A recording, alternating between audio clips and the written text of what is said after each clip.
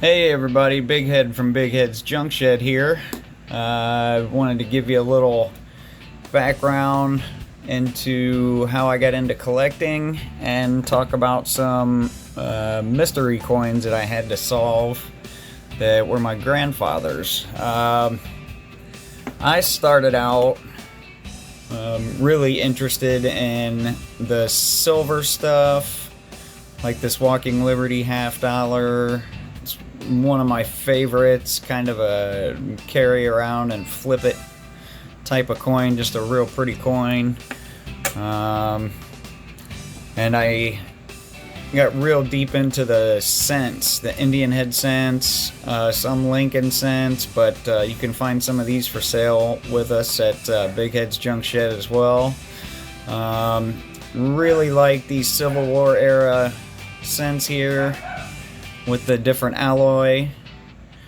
But we're here to talk about the mystery nickels. Now, you have to go back a ways to find anything really interesting about nickels.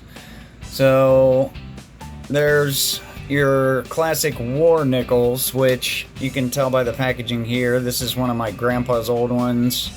Got the nice old curly staples there. 1943. It's in near perfect condition. Got most, if not all, of the steps left on it.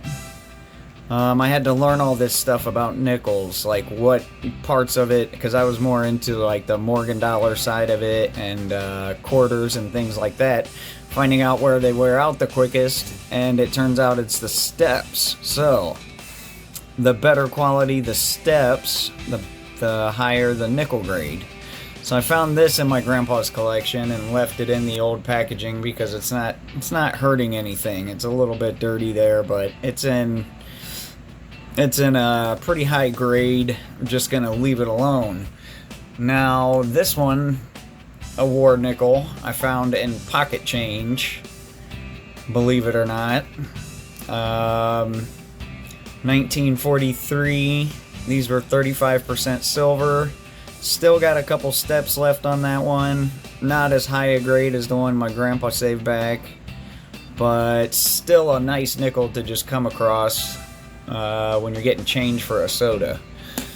The mystery nickels were in flips that had question marks on them. So either my grandpa couldn't figure out, he couldn't see what it was, but he knew something was going on with them, or he just questioned all 1939 nickels. So when we go back to 1939, there's a few varieties of them. This is the 1939P with the reverse of a 1938, and I'm going to try and include some still shots because it's hard to catch on video. Include some still shots in here and show you the rounded edges of the steps, and the steps are kind of wavy. And then also in a high grade here, got most of the steps left on these this wavy steps nickel. So there's one variety of it, the 1939 with the reverse of a 38. So then the other half of that is the 1939 with the reverse of a 1940, which has the straight steps, and you can see on the side of the steps there, straighter edges, straighter steps, and this one is also in a very high grade, and these had question marks on them. I removed them because the packaging was deteriorating and they had the question marks on them, and I wanted to answer the questions. So the question on this one was what was going on with the stairs, which this has the straight stairs of a 1940.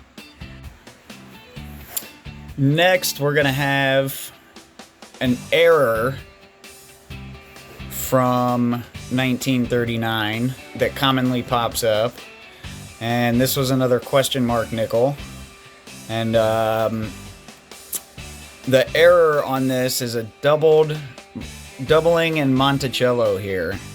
And like I said, I'm going to include some still shots so you can see it better. But in the O's and the C and a little bit in the L's, you can see some pretty good doubling. And this has also got a couple steps left, so not as high a grade, but has the doubling error that I found pretty interesting. So I was able to find interesting things about nickels. I just had to go back a ways. Like I said before, I was more into quarters and the Morgan dollars.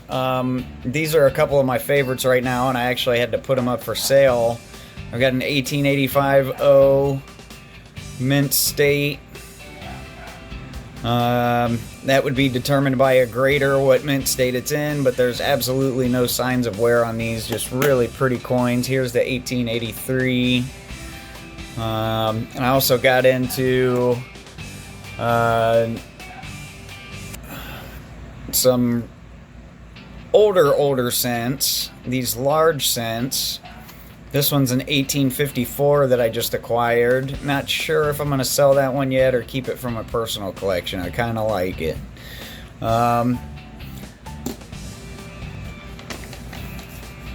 So these mysteries about the nickels were not necessarily errors except for the double Monticello.